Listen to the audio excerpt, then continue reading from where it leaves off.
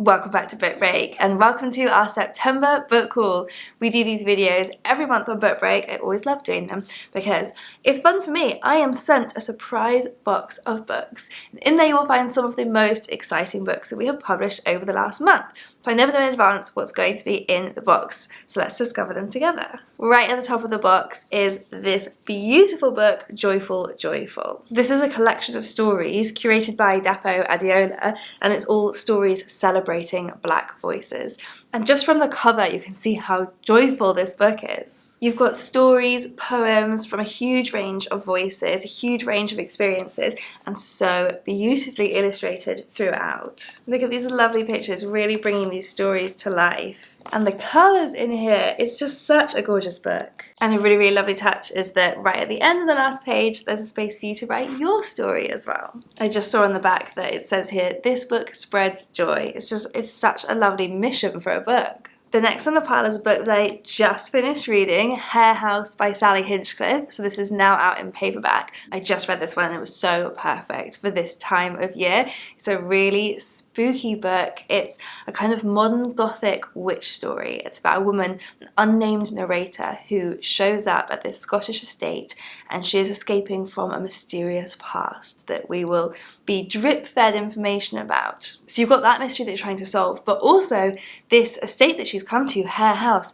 nothing is quite as it seems there either. The landlord has a very troubled younger sister who's come back from school and is clearly haunted by something and is not quite telling the truth. She keeps changing her story on things. The neighbours who our main character meets are all whispering of witchcraft and madness, and the book gets really claustrophobic and tense. It's really good fun. It feels like a kind of classic gothic story, but with this modern twist. Another book out in paperback now, The Atlas 6. This is the time to read this book because the sequel is coming out next month, The Atlas Paradox, so get on the hype train if you haven't already. If somehow you have been living under a booktube rock and this is the first time you're hearing about this book, let me tell you, this is about 6 magicians who receive an invitation to the elusive Alexandrian society, and they have to spend a year competing for just 5 spaces. So one of them will not survive the year.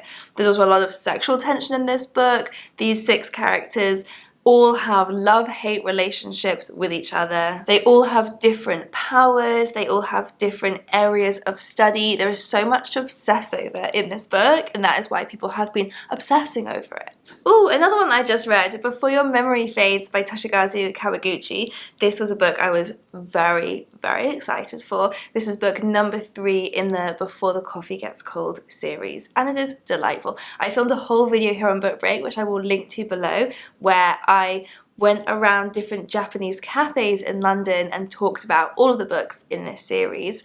The reason that I went to Japanese cafes being that these books are set in a Japanese cafe with a magical twist, because these cafes are set between 2 cafes by the time you get to book number 3. These cafes have the power to send people back in time.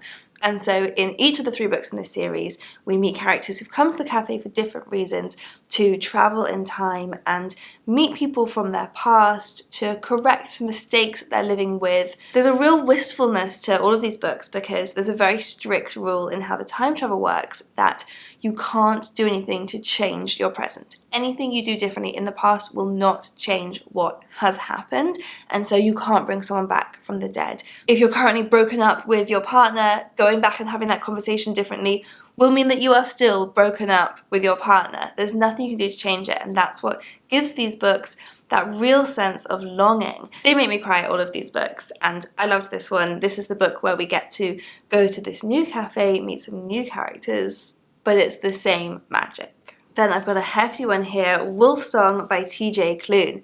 This is a love story between 2 boys, 2 troubled boys, Ox and Joe. And Joe is from a family of shapeshifters, so they can transform at will into wolves. And you really get to follow this long relationship between Ox and Joe that has several different forms. They meet when they're very young, and so the relationship is more familial, and then that grows into a friendship, and then that grows into a longing. And where the book picks up, they have been separated for 3 years. Now they're reunited, it is clear that there is something very intense between them. And another chunky one here, but now out in paperback, this is God and Anatomy by Francesca Stavrocopaloo. You may have seen this author on TikTok. She is very, very funny, and quite a few clips of her have gone viral on TikTok explaining what she knows from a historical context about the Bible. And that's what this book is. It's a complete exploration of God, the physical figure of God, pieced together from different stories. And she's so intelligent and she knows so much. And so she shows you how the Western idea of God was formed and then how that has gone on to form the basis for a lot of Western culture. Absolutely fascinating stuff. I recommend you look up her videos. She's very funny. And then on the other end of the scale, I've got a very little book here, also out now in paperback, The Cat Who Saved Books by Sosuke Natsukawa. And it's shimmery. Can you see the gold foil? This one's a really sweet, heartwarming story about the magic of books. So it's about a boy who is left alone after the death of his grandfather and realizes he's going to have to close his beloved grandfather's bookshop. But then a talking cat appears and might be able to help, and so they go on this mission to save books. Oh, and then we've got a memoir here from Michael K. Williams. This is Scenes from My Life. So Michael K. Williams was an actor in The Wire, in Boardwalk Empire, and he died in September 2021. After he died, his co-author finished this book using the loads and loads of interviews and conversations they had had together. And so the book tells the story of Michael K. Williams's life through scenes from his childhood all the way up to the end of his life. And he has a really, really interesting story because as well as being such an amazing actor, he was a dancer early in his career. He battled with addiction. He was in a bar fight which left him with the very distinctive scar that he had on his face. He was also an activist and really committed to social justice. So there's going to be a lot of stories in here. The Rising Tide is the latest book from Anne Cleeves in the Vera series. This is book number 10 in the Vera series. Amazing. So this one is about a group of friends who spent a weekend together 50 years ago as teenagers on Holy Island. Every 5 years they return to celebrate their friendship and to remember the friend that died tragically at their first reunion. And now one of them has been found hanged and Vera is called in to uncover the secrets they've been hiding for 5 decades. Aidan Thomas fans are going to be very excited for what I'm about to show you, the Sunbearer Trials. And if you haven't read an Aidan Thomas book before but you're a big mythology fan or a Hunger Games fan, this is the book for you. Also Percy Jackson fans, very much in the same kind of world.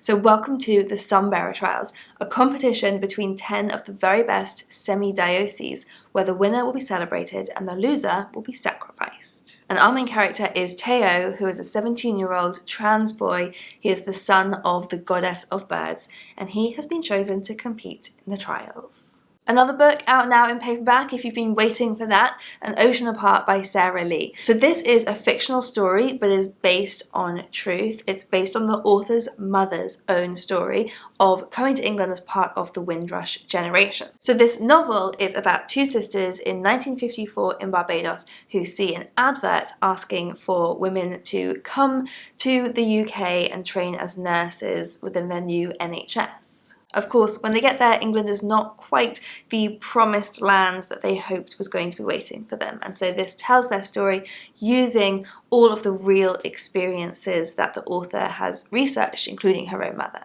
Then I've got a new one for your Macmillan Collector's Library. This is Black Voices on Britain, edited by Hakim Addy. This is a really lovely anthology of Black voices from all over the world, but writing on Britain. People who had lived in Britain, worked in Britain, campaigned in Britain, travelled through Britain. So there's a huge range of voices in here, a huge range of experiences. Mary Prince, Frederick Douglass, William Wells Brown, and so on, all come together to paint this fascinating portrayal of the Black experience in Britain from the 18th to 20th centuries. This is a book I'm really, really excited to read. This is at the top of my ever-growing TBR, The Other Side of Night by Adam Hamdy. And what I keep hearing about this book is that it completely defies genre and that the less you know before going into it, the better. There's a quote from Anthony Horowitz here that says, "Remarkable, Adam Hamdy may have created a completely new crime genre." I'm just so intrigued by this book, so I'll give you the information that I do have from here, and then we can both go into it without knowing any more than that. So David Asher wants to tell you about 3 people. Elliot, his son, Ben, his trusted friend, but a man who might also be a murderer, and Harriet, a retired detective searching for answers to 3 mysterious deaths and investigating a man who might be the love of her life. So very interesting characters we're going to meet there. Every word David tells you is true, but you will think it fiction. What does this mean? This is a story of soulmates torn apart by circumstance and 3 deaths that haunt the past, present, and future in a genre-defying book unlike any you've ever read. What does it mean? I need to find out.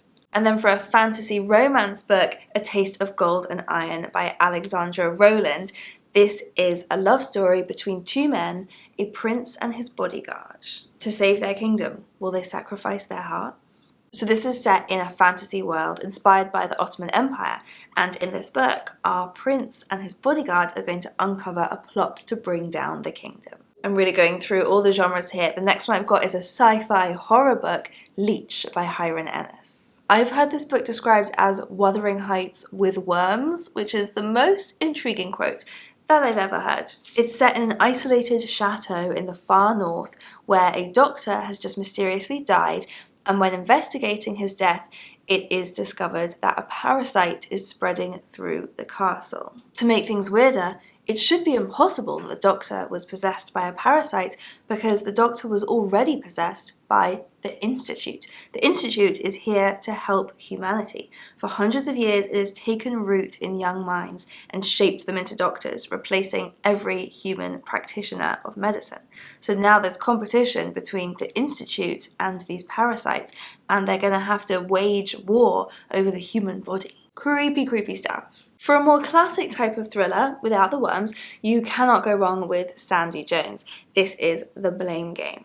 So this book is about a psychologist who specializes in domestic abuse and who starts to cross the line in getting too overly invested in her clients' lives till she realizes that she may be in danger herself. It's also a book where you don't know who to trust. There are 2 sides to every story. Who will you believe is to blame when the truth comes out? I've got 2 books here relevant to what you might be watching on TV at the moment or very soon. So first up, The Real Middle Earth. Are any of you watching The Rings of Power? The Rings of Power is of course based on the fantasy writings of J.R. Tolkien, and this book is a history of the Dark Ages that inspired Tolkien. Tolkien readily admitted that the concept of Middle-earth was not his own invention, and this book dives into the stories from that period of history, and there was a huge culture of storytelling about dragons, wizards, elves. So this is really, you can see where Tolkien got his imagination from. And then a movie coming out very soon on Netflix is Luckiest Girl Alive, starring Mila Kunis, which is based on this book, Luckiest Girl Alive by Jessica Knoll.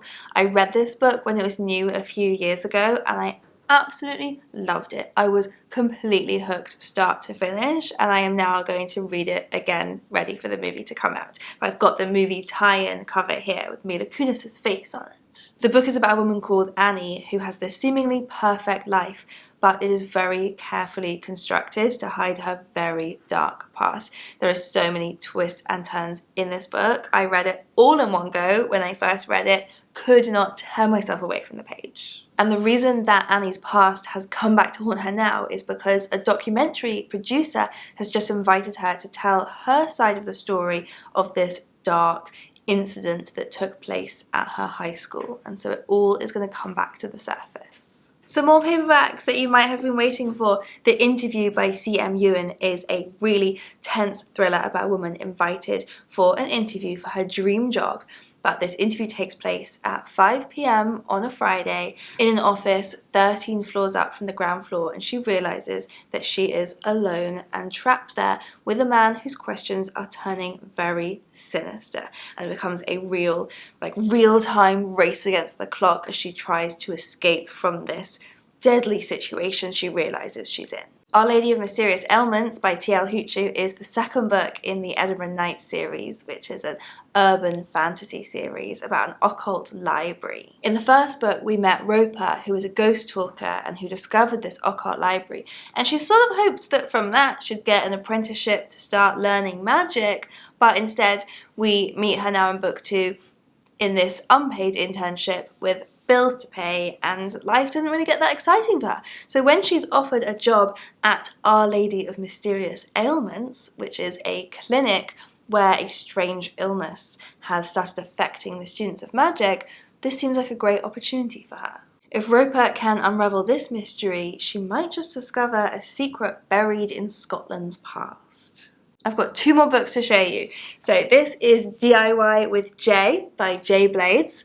This is full of tips for how to repair and refresh your home. J Blades is of course the star of the TV show The Repair Shop, so he knows what he's talking about, and if you, like me, are not very DIY confident, this book will help.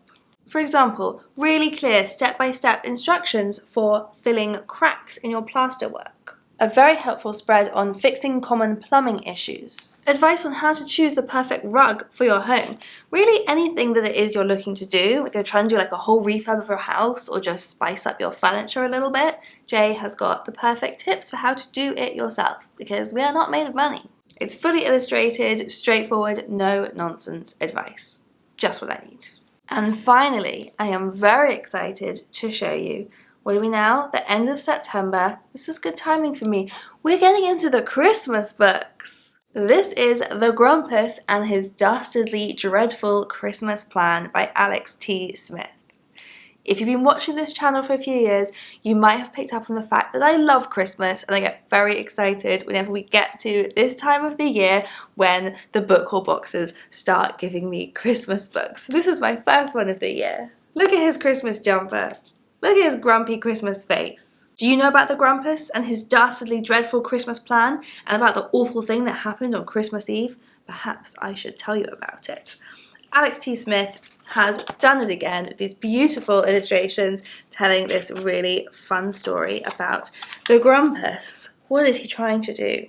I don't actually know the answer. I haven't read it. Here it is. On one particularly cold, frosty winter's morning, the Grumpus hatches a dastardly dreadful Christmas plan to go to the North Pole and stop Christmas once and for all. Oh no! I didn't just say that myself, it says, oh no, in the book. Well, he must be stopped, and so you'll have to read the book to find out if he is stopped or not, and also to see all of Alex's beautiful illustrations. So that was our September book haul, and it was quite the haul, I think you'll agree. I will link here to a playlist of all of the other book haul videos I've done on this channel, and do leave a comment below letting me know which of those books you're most excited to get your hands on. And I'll see you next time.